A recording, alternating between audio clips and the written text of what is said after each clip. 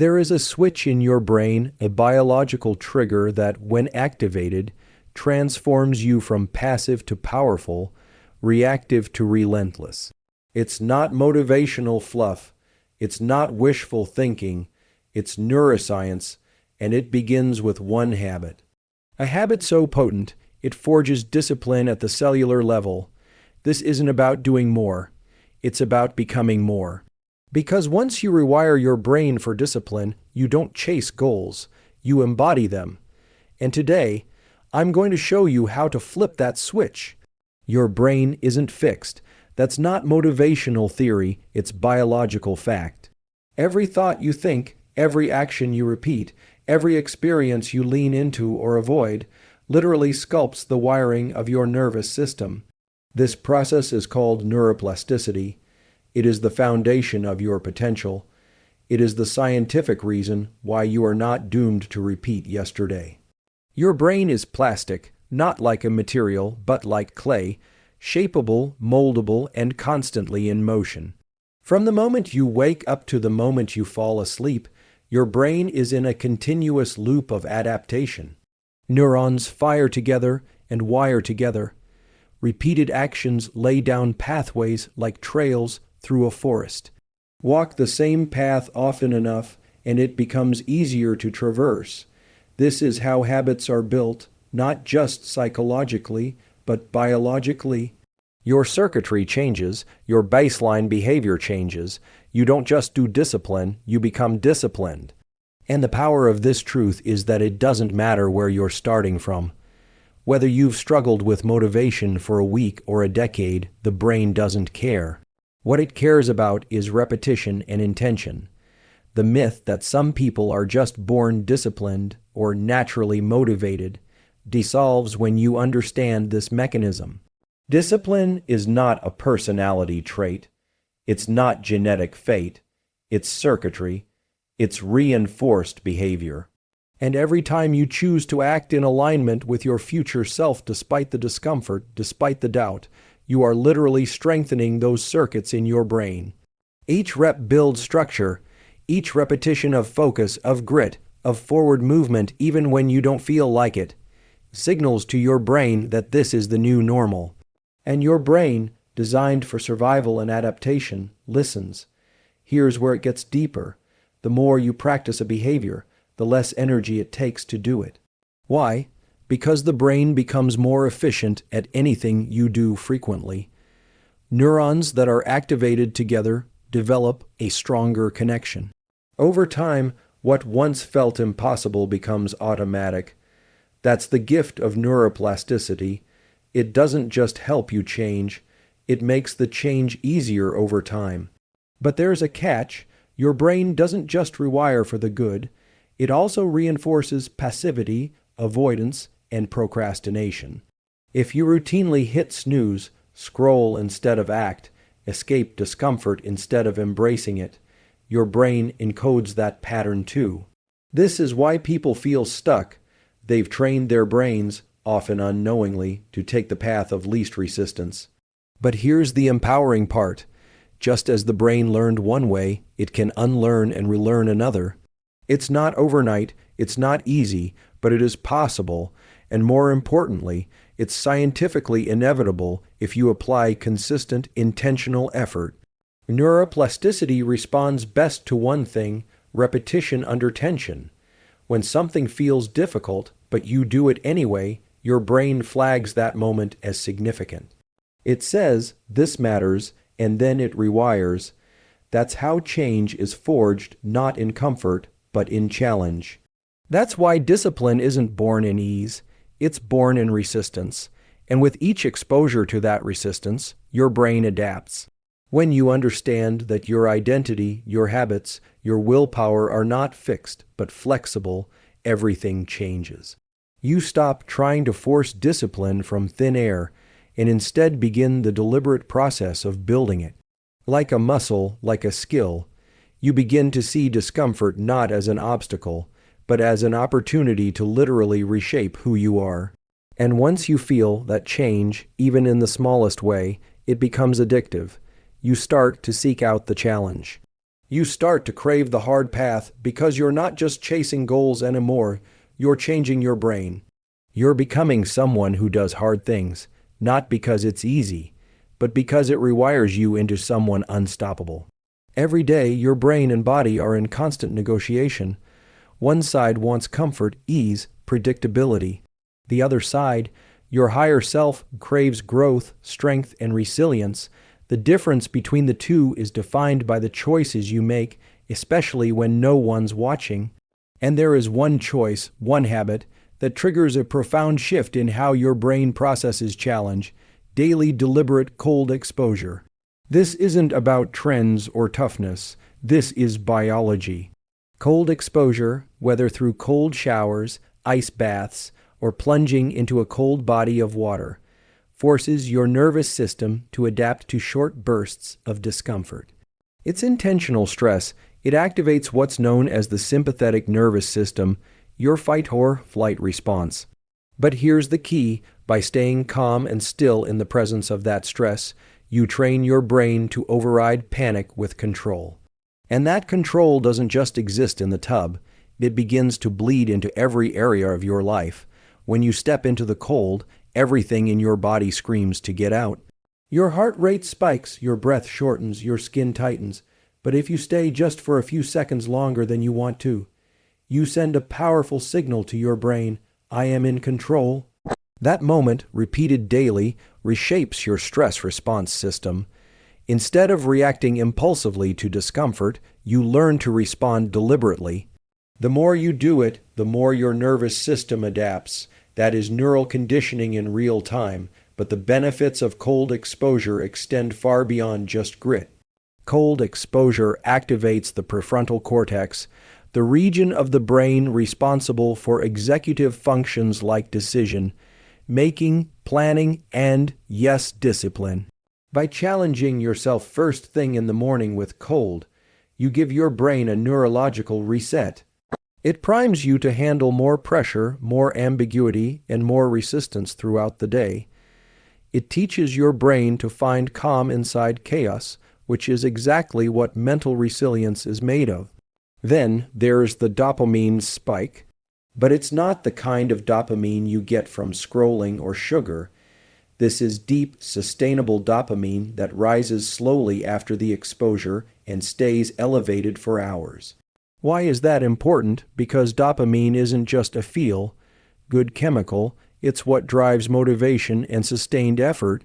When you deliberately expose yourself to controlled discomfort and then feel a delayed reward, you start rewiring your reward system.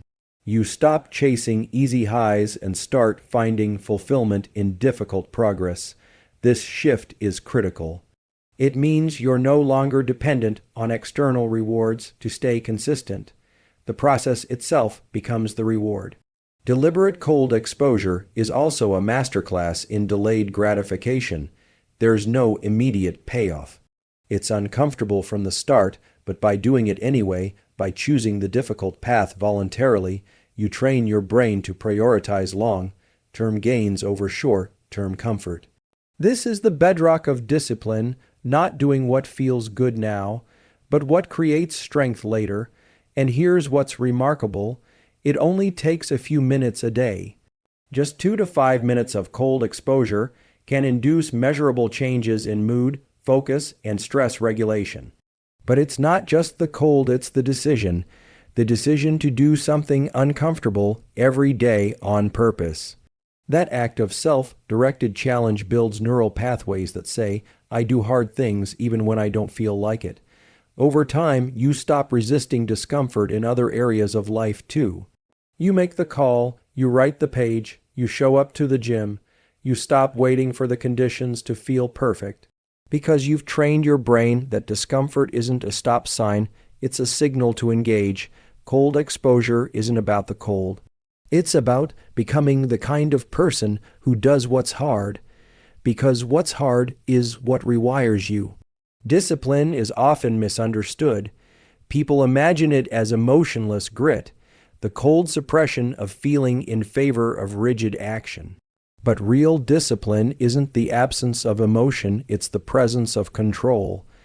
It's the ability to feel discomfort, distraction, or fear and choose action anyway. That level of control doesn't come from willpower alone. It comes from a very specific part of your brain, the prefrontal cortex. And when you activate it consistently, you begin to change the way you respond to life itself. The prefrontal cortex is your brain's command center. It's located right behind your forehead and is responsible for executive functions, things like focus, decision making, planning, emotional regulation, and yes, the ability to delay gratification. When people say they want more self-control, this is the region they're really talking about. The stronger and more active your prefrontal cortex, the more capable you are of pausing, thinking, and choosing your response instead of reacting impulsively. Cold exposure is one of the most effective natural tools for activating this system. When you step into cold water, your brain's immediate reaction is survival-based. Panic, escape, shut it down. That's your limbic system, the emotional, instinctive part of your brain, firing up. But if you override that impulse, stay calm and stay present, you're doing something extraordinary. You're activating the prefrontal cortex in real time. You're engaging the part of your brain that says, "This is hard, but I'm in control." That neural activation, repeated again and again, strengthens the circuits responsible for willpower and discipline. Think of it like training a muscle. Every time you resist the urge to jump out of the cold, every time you slow your breathing instead of panicking, you reinforce the neural pathway between stimulus and conscious response. You stop being a passenger to your biology and start becoming the driver. And the more often you activate the prefrontal cortex under stress, the more default it becomes to engage that part of your brain in other situations. Suddenly, you're no longer ruled by cravings, distractions, or avoidance. You've built a stronger gatekeeper in your mind. This is why cold exposure isn't just a physical challenge, it's a neurological upgrade. You're creating a feedback loop where discomfort becomes the trigger for clarity, not chaos. Where resistance becomes the spark for focus, not failure. Cold is immediate, raw, and non-negotiable. It doesn't give you time to negotiate with yourself, and that's precisely why it's so effective. It forces the prefrontal cortex to step in quickly and take the lead. Over time, this rewiring has powerful ripple effects. You begin to notice more space between impulse and action. You don't lash out in traffic. You don't grab your phone every time you're bored. You don't avoid hard conversations. That's not because the world got easier. It's because your brain got stronger. It's because you taught your nervous system that control is possible under pressure. And when control becomes your baseline, discipline is no longer an effort. It's an identity. The truth is, the prefrontal cortex is like a spotlight. Whatever you direct it toward becomes more manageable, but it needs practice. It needs challenge. It needs deliberate activation. Cold exposure is a direct line to that training. It puts you in a position where stress is high but controlled, and it demands your focus. Not for hours, just for minutes, but those minutes are intense enough to forge long-term change. Discipline isn't built through perfection. It's built through repetition, of control under pressure, of action in the face of resistance. And that's what the prefrontal cortex is designed to do. Cold exposure sharpens it, strengthens it, and wires it for leadership. Because at the end of the day, discipline is not about suppressing emotion. It's about guiding it, and the prefrontal cortex is the compass. Dopamine is often misunderstood. Most people associate it with pleasure, a hit of sugar, a notification ping, the scroll of social media. But dopamine isn't about pleasure. It's about motivation. It's the neurochemical that drives you to act, to pursue, to move toward something. It's what gives effort its meaning and reward its momentum. The secret to real, sustained discipline lies in learning how to harness your dopamine system, not for cheap highs, but for deep, lasting drive. And one of the most effective ways to do that is through voluntary discomfort. When you expose yourself to something difficult by choice, like cold exposure, intense exercise, fasting, or even hard mental work, you trigger a cascade of neurochemical reactions. During the discomfort, dopamine levels don't immediately rise. In fact, they often dip. That's what makes the task feel hard. But here's the key: after the discomfort ends, dopamine surges. This delayed release creates a powerful feedback loop. Your brain starts to associate effort, not comfort, with reward. This is where the real transformation begins. Over time, your nervous system learns that the harder path leads to the more satisfying outcome. You start to become addicted not to ease, but to progress.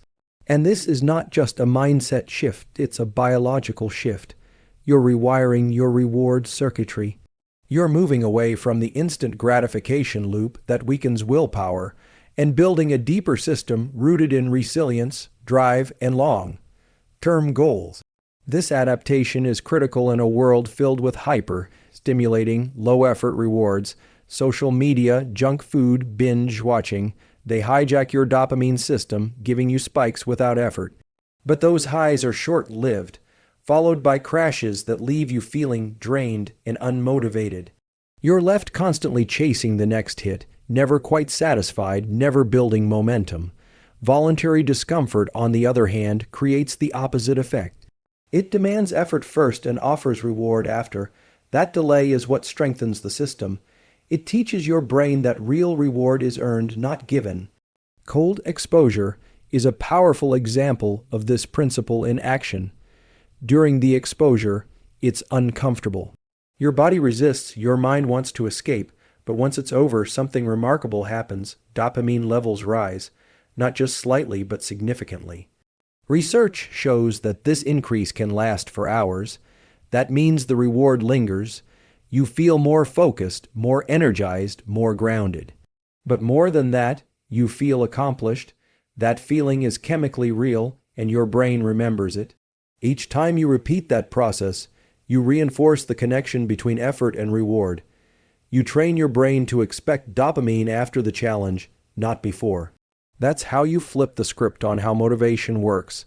Instead of being someone who needs to feel good before taking action, you become someone who takes action and then feels good. That's the core of unstoppable discipline. This isn't just willpower, it's chemistry, and like any system, it can be tuned. If you feed your dopamine system with effort-based rewards, it becomes more efficient. Your baseline levels stabilize. You stop riding the highs and lows of reactive dopamine hits and start living in a more focused, goal-driven state. This makes it easier to do hard things consistently. Not because they become easy, but because your brain starts to crave the aftermath. The clarity, the drive, the purpose that comes on the other side of effort. Ultimately, the goal isn't to eliminate pleasure, it's to earn it. And when you rewire your dopamine system around voluntary discomfort, you align your biology with your highest self. You become the kind of person who doesn't chase comfort but progress, and in a world addicted to ease, that makes you rare and powerful. In the world of biology and performance, one concept stands out as a gateway to strength, growth, and resilience: hormesis. Hormesis is the process by which a small amount of stress, applied deliberately and in a controlled environment, doesn't break the system. It makes it stronger. It's the principle behind weightlifting, fasting, and even mental challenge. But one of the most accessible and potent forms of hormesis is cold exposure. Brief, intense cold exposure is a micro-dose of stress. And that small, self-imposed stressor teaches your body and brain one of the most valuable lessons in existence: how to stay calm under pressure. When you step into cold water, your body reacts immediately, blood vessels constrict, your heart rate increases. Your breath quickens. It's a biological alarm system, a full body stress response designed to protect you. But here's the difference. This stress isn't a threat, it's a choice. And because it's voluntary, your nervous system learns to interpret the signals differently. Over time, what once triggered panic becomes manageable. You adapt. That's hormesis in action. This adaptive response isn't just physical, it's neurological. The more often you experience controlled stress, the better your brain becomes at regulating your reactions. Your amygdala, the fear and emotion center of the brain, becomes less reactive. Your prefrontal cortex, responsible for executive function and rational thinking, becomes more engaged. You start to notice space between stimulus and response. You don't just react, you respond, and that shift is what creates true resilience. What makes hormesis powerful is that it flips the fear of stress on its head. In most of life, we're taught to avoid stress, to minimize discomfort, to seek safety and stability at all costs. But the human body was not built for perpetual comfort. It was built for adaptation, and adaptation requires friction. Cold exposure introduces that friction in a way that's safe, repeatable, and deeply effective. Just a few minutes a day can strengthen your cardiovascular system, sharpen your mental focus, and recalibrate your emotional baseline. Hormesis also rewires your perception of challenge. When you repeatedly face something hard like cold water, you train your mind to stop seeing adversity as a threat and start seeing it as a signal for growth. That shift changes everything. It spills into other areas of life. You become more comfortable with uncertainty. You become less reactive in conflict. You stop avoiding hard conversations, tough workouts, early mornings, not because they're easy, but because you've trained yourself to embrace the edge where growth lies. Another critical piece of hormesis is the concept of stress tolerance. It's not about eliminating stress.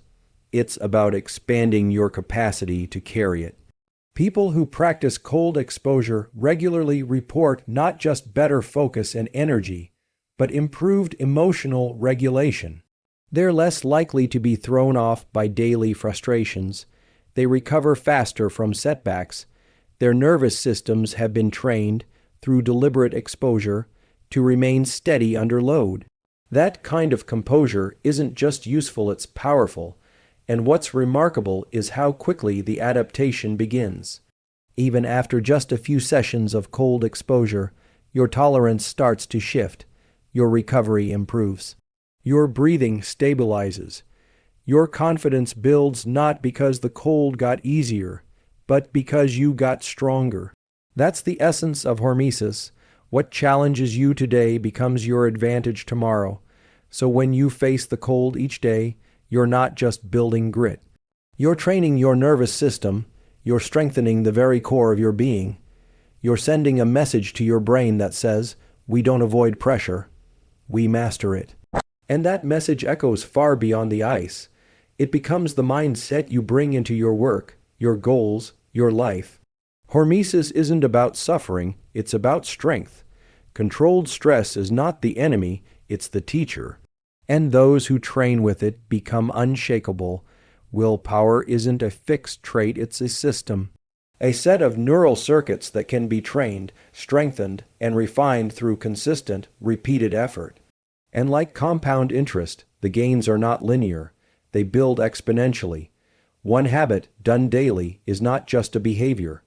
It becomes a signal to your brain. It says, we do what's necessary, not what's easy. Over time, that signal becomes a blueprint, a neural architecture for delayed gratification, emotional regulation, and unstoppable discipline. The magic is in the repetition. When you engage in a deliberate habit every single day, especially one that requires effort, you create micro-reinforcements in the brain. These aren't just mental cues or psychological tricks. They're physical changes, strengthened synapses, more efficient neural pathways, and increased connectivity in regions responsible for focus, impulse control, and long-term planning. Each repetition adds another layer of strength, another layer of control, another layer of identity. Cold exposure, for instance, works not just because of the stimulus, but because of the decision to do it daily. The cold itself is a stressor, but the deeper transformation comes from showing up again and again, regardless of mood, weather, or convenience. That consistency builds what can only be described as psychological momentum. You stop relying on motivation. You begin relying on identity. You don't do the thing because it feels good. You do it because it's who you are. That's the inflection point. That's where willpower becomes automatic. What's happening underneath is even more profound. Cortex, your brain's command center, impulses. Each time you override the desire for comfort and choose the harder path, you strengthen the neural pathways that support self-control. You delay gratification because you've practiced it. You regulate emotion because your brain has learned that you're not a slave to every feeling or thought. These are not soft skills. These are hardwired patterns forged through daily action. Consistency also reshapes how you perceive time. Most people live in a reactive state, chasing immediate gratification, dopamine on demand. But when you show up daily for something difficult, you begin to feel the deeper rhythm of long-term thinking. You begin to feel satisfaction from effort, not outcome, and that shift unlocks another level of discipline. You start to build for the future not in theory, but in practice, because each day of consistency is a vote for the kind of future you're creating. Each repetition says, I'm building something here, even if I can't see it yet. One of the most misunderstood aspects of willpower is that people believe it must feel good to work, that you should be inspired, energized, aligned. But in reality, the most powerful habits are built when it doesn't feel good, when it's inconvenient, uncomfortable, or uninspiring. Those are the moments that define your trajectory, not because they're dramatic, but because they're repeated. Quietly, relentlessly, that's what compounds, that's what makes you powerful. Even just 5 minutes a day, if done with intention, can begin to reshape your baseline. You become more stable emotionally, less reactive under stress, more focused in your work, more committed to your goals. Because your nervous system is no longer ruled by chaos, it's anchored in consistency, and that anchor changes everything. In the end, it's not the intensity of the act that changes you, it's the frequency. One habit done daily becomes more than discipline. It becomes self-trust. And when you trust yourself to follow through, no matter the conditions, you unlock a version of yourself that most people never meet. Not because they're weak, but because they never stayed long enough to see what consistency can create. You're not just building willpower, you're compounding it. You're turning daily discomfort into lifelong strength. In the end, the truth is undeniable. Discipline is not something you're born with, it's something you build. Brick by brick, breath by breath, through the deliberate practice of choosing discomfort over ease, intention over impulse, growth over gratification. One habit done daily has the power to rewire your brain at the deepest level, not just to endure stress, but to master it. Through cold exposure, you're not just testing your limits, you're training your nervous system, activating your prefrontal cortex, recalibrating your dopamine response, and harnessing the power of Hormesis to become more resilient, more focused, more relentless. This isn't just about cold showers. It's about reclaiming your biology and teaching your mind and body to obey a higher purpose than temporary comfort. It's about proving to yourself day after day that you can choose the hard path and not just survive it, but grow because of it. That choice echoes into everything you do, your work, your relationships, your mission, your ability to stay calm under pressure. It becomes your identity, not someone who wants discipline, but someone who is disciplined. The world doesn't need more motivation. It needs more consistency, and the path to that consistency is narrow, uncomfortable, and entirely worth it. The discipline you're searching for is already within you. It's just waiting to be activated, one habit. Done daily, that's all it takes to build a brain and a life wired for greatness.